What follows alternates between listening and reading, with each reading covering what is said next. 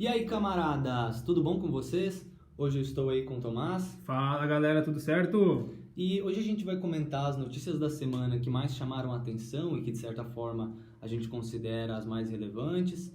Sempre lembrando, pessoal, que a gente não vai conseguir toda vez passar por cima das notícias que mais importam, e até porque o vídeo geralmente tende a ser curto, mas a gente vai chamar aquelas que de certa forma a gente acabou vendo, acabou se aprofundando um pouco nos noticiários, tá bom, pessoal?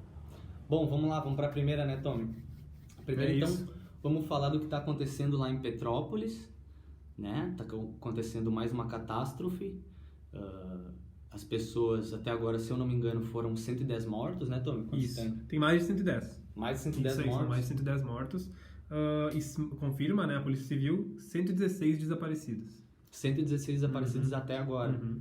Pois é, então aí eu presumo que não vai sair coisa de menos aí de 200 mortes aí nessa catástrofe, e acredito que serve para demonstrar que nessas próximas eleições, nessas campanhas que vão se dar agora desse ano, os candidatos, querendo eles ou não, vão ter que trazer projeto para discussão de condições de habitação, direito à moradia, não é? Inclusive políticas ambientais também, né? E isso, claro, Impactam nesse sentido. políticas ambientais. Vamos ver quais vão se apresentar como negacionistas de condições climáticas e aqueles que vão apresentar, sim, propostas para combater essas condições climáticas extremas que a gente vem enfrentando. Perfeito. Né? Porque é engraçado a gente ver que isso não é uma coisa que poderia... é imprevista, não há o que a gente fazer sobre isso. Tá certo, pessoal? A gente tem que encarar o problema de frente e dar a destinação certa. Né? A gente não pode ficar escutando baboseira ou de pessoas, às vezes, que boa parte da esquerda gosta de fazer, né? Aqui vai uma crítica aos camaradas de esquerda, né? Mas que sempre gostam de glamourizar a favela, né? E de certa forma, quando a gente bota para discussão um projeto de moradia, um projeto de habitação para as favelas, tem muitos amigos, camaradas da esquerda que não gostam, né?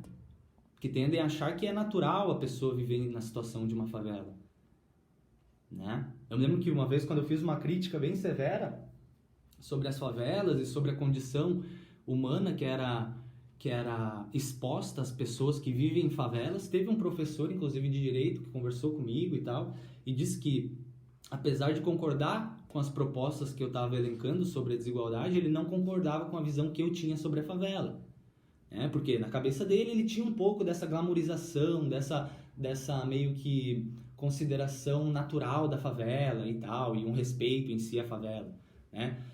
Mas eu já tenho uma visão um pouco mais contrária, que de certa forma acaba sendo um tanto polêmica dentro da esquerda, porque eu acredito que a favela ela não pode mais existir no século XXI, não é possível, não é mais aceitável. É que ao mesmo tempo que a gente admira a cultura que eles têm lá dentro, Claro, a gente cultura precisa que da eles... extinção, porque é um lugar inabitável. Exato, mas a cultura deles em si não precisa estar em extinção. Mas as Claro, condições claro. de dignidade, de saúde, de vida, isso precisa ser ampliado, ao meu ver, certeza, né? é isso aí. Pô, não é possível Agora... que eles tenham que viver com esgoto a céu aberto e a gente tem que ficar batendo palma achando bonito.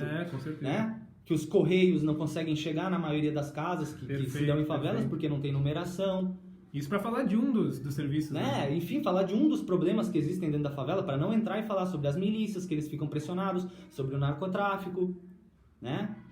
Mas tem boas partes da esquerda que gostam de glamourizar e de dar um sentido para a favela, e tudo bem também, né? Cada um luta do jeito que quer, né? Mas eu gosto de encarar isso como uma problemática e a gente tem que apresentar projeto, a gente tem que fazer força política pelos projetos, né? Tô cansado de ficar discutindo pauta vazia, tá bem? Então, quando a gente vê catástrofes nesse sentido, onde casas que eram montadas ali em uma certa... Como é que eu posso chamar? Um certo morro? O que é aquilo?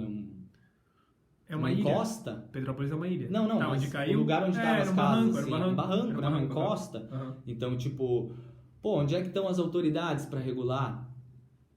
Né? Onde é que estão as autoridades? Olha, Petrópolis já tem há quanto tempo a prefeitura de Petrópolis nunca conseguiu fazer um projeto de moradia e habitação? Sabe? É triste a gente ter que ficar toda vez se dando conta desse tipo de coisa. Não é possível mais, sabe? Tem que perder cento e poucas, até agora cento e poucas, né? Mas 200, quase 300 vidas numa coisa que podia ter sido prevista, sabe? Não era para essas pessoas estar morando lá. Onde é que está o Estado? Então, eu acho que a gente, nessas campanhas eleitorais, vai entrar aí esse tema das condições climáticas. Acho que é muito importante. É importante que os candidatos se aprofundem nesses temas, né? Que saibam debater soluções que o povo consiga entender, tá bem? Porque não é mais possível a gente ter que se dar conta desse tipo de coisa. Olha o que aconteceu em Brumadinho. Uma coisa que poderia... Literalmente, pessoal, quando eu falo isso, não é por falar, tá? Mas uma coisa que poderia ter sido controlada, uma coisa que não precisava ter acontecido. Poderia ter sido evitada. Sabe? Então chega a ser bizarro, chega a ser assim, ó... É triste para qualquer brasileiro, não existe. Então, eu só vejo perspectiva de mudança. Ou o Brasil muda, ou a gente vai virar um país de lama. Mais ou menos isso. Né? Mais ou menos isso. Né? Então, claro que vai ter essas pessoas que ainda estão desaparecidas, talvez a gente tenha um número de mortes mais elevado, né? Mas eu acho que serve para a gente também refletir um pouco e pensar sobre o direito à moradia, o direito à habitação, que algumas pessoas são expostas, a vulnerabilidade que a classe trabalhadora tem que se submeter, né? Então acho que seria essa reflexão pensando em Petrópolis. Né? Faz 10 anos que aconteceu uma chuva que era severa, mas não tanto, tendo em vista que essa foi mais concentrada em uma área específica, né? Mas 10 anos é um período que dava para ter organizado, dava para ter pensado alguma coisa, ou não? Dava para ter destinado algum recurso econômico? Ou é melhor perder vidas, perder toda a comunidade? Perder dias agora tendo que resgatar, procurar... Né? Mas enfim, qual que é a próxima agora? Vamos falar também hoje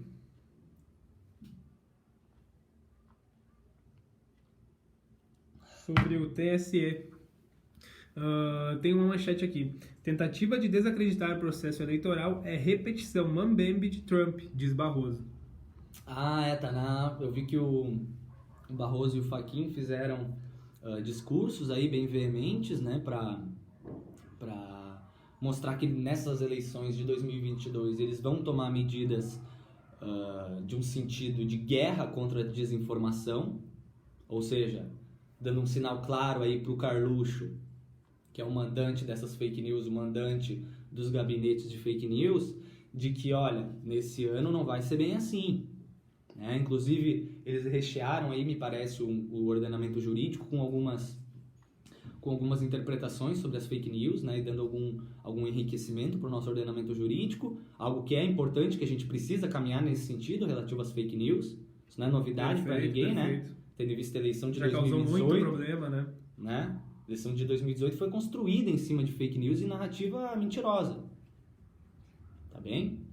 Então acho que é importantíssimo esse sinal que eles estão dando, o Luiz Fachin e o Barroso, dois ministros do STF, que também são ministros do TSE, e fizeram discursos aí, então, demonstrando que eles vão fazer uma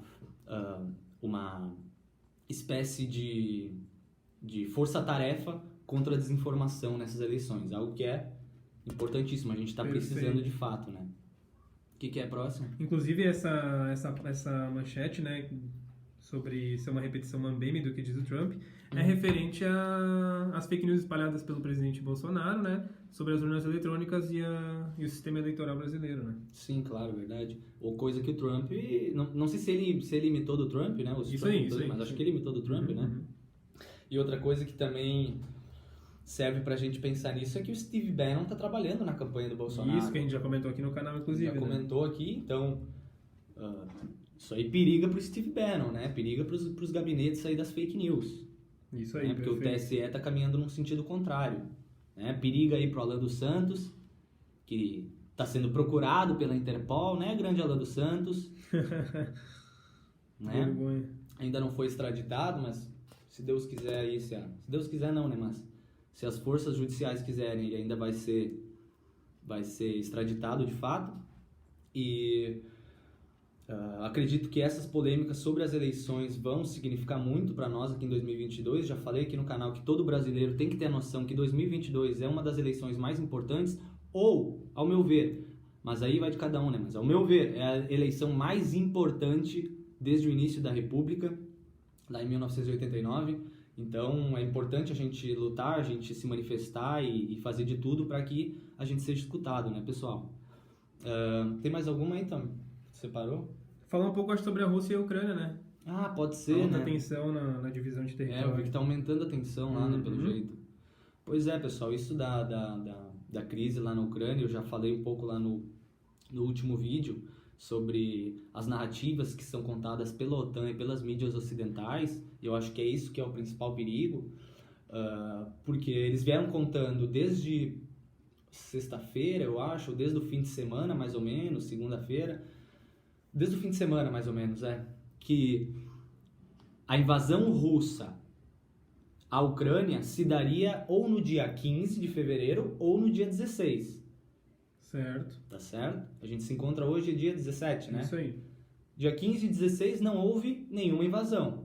Ou seja, fake news clara, pessoal. Quando eu falo isso não é por falar. Fake news clara de toda a mídia ocidental e de toda a OTAN. Tá? Fake news a qual eles não se desculparam até agora com o público, né? Eles ainda estão agindo nesse sentido. Aí o que acontece hoje que fez acentuar tudo?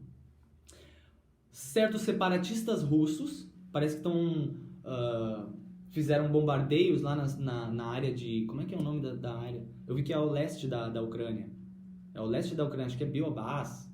Eu não me lembro certo o nome lá da região, mas é ao leste da Ucrânia. Também não precisa pesquisar isso da região. Tá. Aí é lá ao leste da Ucrânia e esses separatistas russos ainda não se consideraram mobilizados por Vladimir Putin, porque Putin e o Kremlin confirmaram que eles estavam retirando as 100 mil tropas que estavam na fronteira com a Ucrânia, tá certo? Mas esses separatistas, em tese, em teoria, né, sendo bem claros aqui com vocês, eles não estão sob o comando de Vladimir Putin, tá? Mas na prática, acho que a gente sabe disso, é claro, né? Eles são apoiados, são financiados por forças russas, tá bem? Perfeito. Eles por terem feito alguns bombardeios agora nessa região leste da Ucrânia, as forças armadas não responderam, tá? Porque eles acreditam que se eles responderem, isso vai ser usado de pretexto pelo Kremlin, para que eles consigam daí fazer sim a invasão, porque daí eles iriam justificar com o seguinte: olha, vocês estão atacando com forças armadas, né? O que estava acontecendo ali eram separatistas, a gente não tinha nada a ver com isso, tá bem? Então é isso, essa é a narrativa que a OTAN vem contando até agora. O que é que eu me preocupo, tá?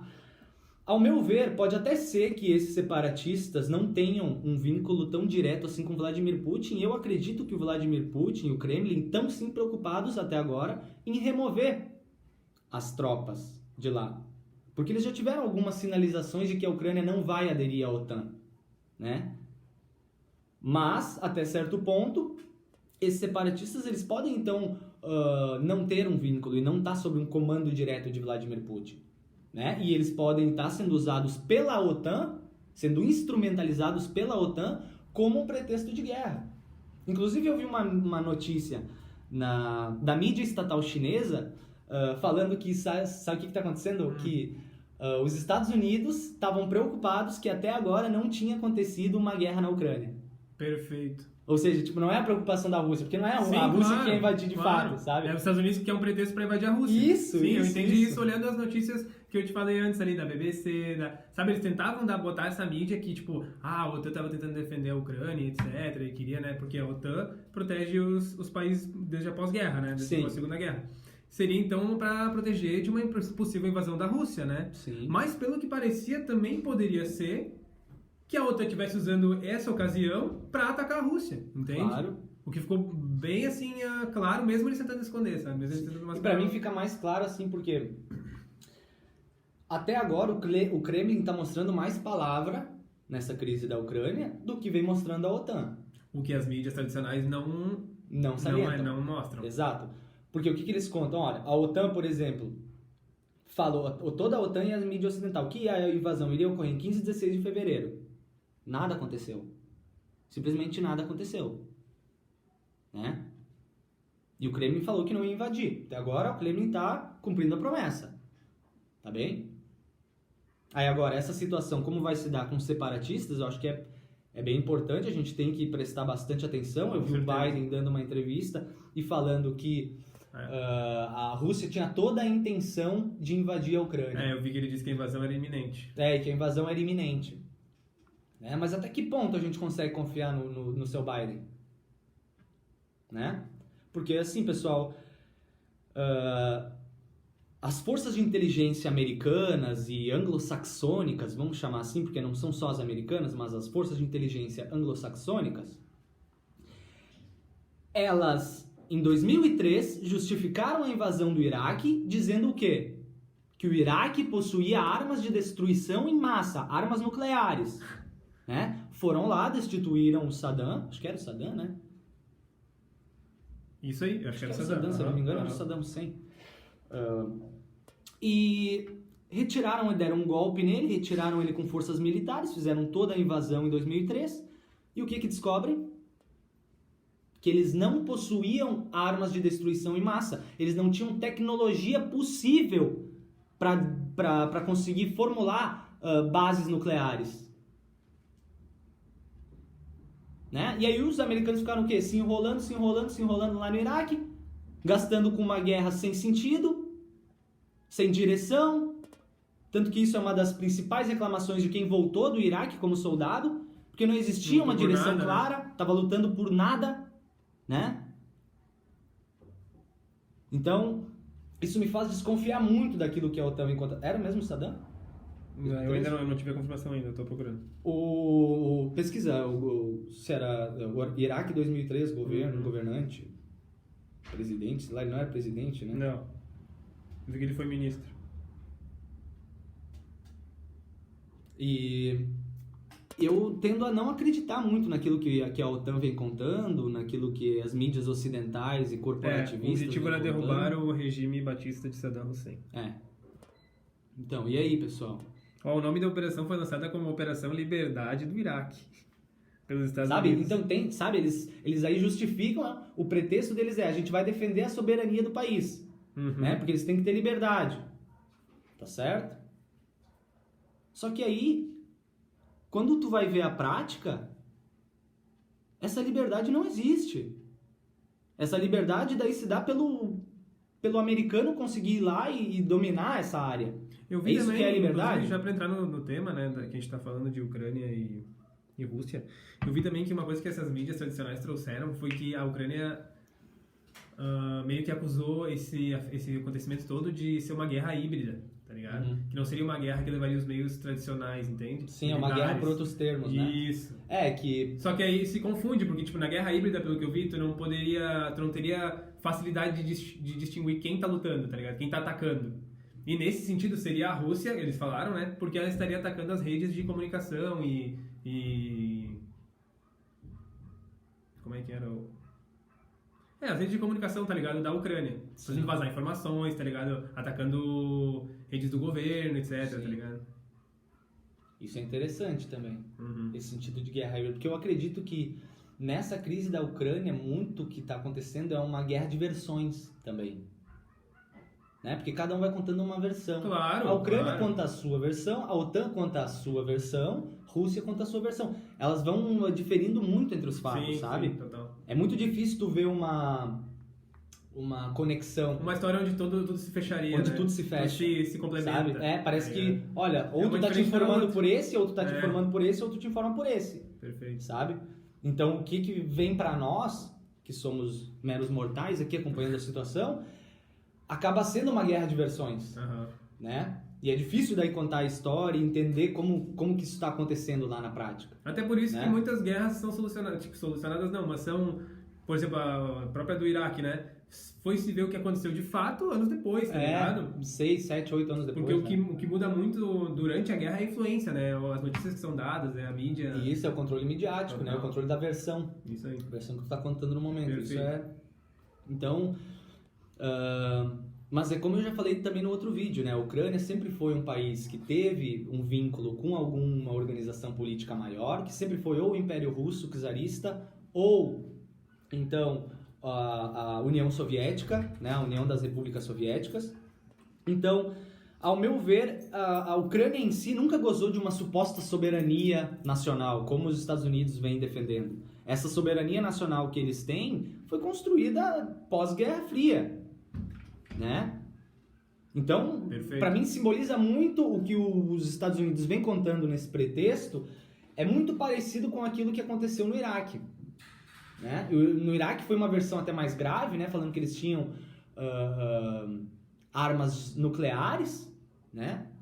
E algo que as inteligências americanas tinham certeza antes da invasão de 2003, tá certo? Também porque eram outras épocas, né? Por exemplo, não se tinha toda a informação que tem hoje, tá ligado? Era mais fácil tu passar informações que talvez não seriam verídicas. Sim, mas é que aí tá, a força de inteligência ela não pode confirmar ao público de que eles têm a certeza daí. Claro, pode não ter certeza, não poderia, entendeu? Claro. Só que a maioria dos diretores de inteligência, setores da própria inteligência britânica também, deram declarações públicas no sentido de que sim existiam armas de destruição em massa. Porque não teria apoio, né? É claro, porque daí eles mantêm o apoio midiático, mantêm o apoio da narrativa, né? Porque senão o que a gente está fazendo no Iraque, de verdade? Claro. Tá bem? Então, eu acho que essa crise da Ucrânia também é muito importante para a gente analisar e ver como vai se desenrolar isso agora, na sexta-feira e fim de semana, né? Porque eu acho que essa guerra de versões e essa... querendo ou não, iniciativa desses separatistas vai dar muito pano para manga, né? E vai ser difícil, querendo ou não, interpretar, mas eu sigo falando aquilo que eu falei no outro vídeo para vocês. Eu tenho os meus receios com aquilo que vem sendo contado pela OTAN e pelas mídias ocidentais, né? Nessa crise ucraniana, especificamente, porque eu tendo a acreditar que o Kremlin está mais certo nessa situação, que ele está mais... interessado sim ali no seu cerco de influência e naquilo que acontece naquela região da Europa, e em si os americanos devem ter mais um interesse aí, comercial, político para influir nessa área. Então eu acredito que é mais um jogo dos americanos do que um jogo dos russos propriamente dito, tá bem? Tem mais alguma coisa aí que tu queria trazer, Tom? Cara, só uma notícia que eu achei hoje bem bacana, assim, referente à Câmara Municipal de Olinda, do Pernambuco, que aprovou a primeira lei do Brasil que proíbe a homenagem em monumentos e vias públicas a escravocratas e pessoas ligadas à ditadura militar. Que legal. Legal, né? Isso é onde? Qual estado? Pernambuco. Na Câmara Municipal de Olinda. Município. Ah, que massa, Pensa. velho. Bacana, né? Isso tinha que fazer aqui no Rio Grande do Sul, né? Ó, e o projeto... Isso aí, perfeito. É por isso que eu tô trazendo aqui, né? O nosso Rio Grande do Sul cansa de ter esse tipo de homenagem. Cansa. Inclusive no próprio hino, né? O próprio hino rio-grandense, né? Que é, em tese, um tanto racista. Com certeza. Aí, ó, vou ler mais algumas coisas aqui. Projeto de lei número 6.193 de 2021, de autoria do vereador Vinícius Castelo, do PT, foi aprovado com unanimidade. PT, né, pai?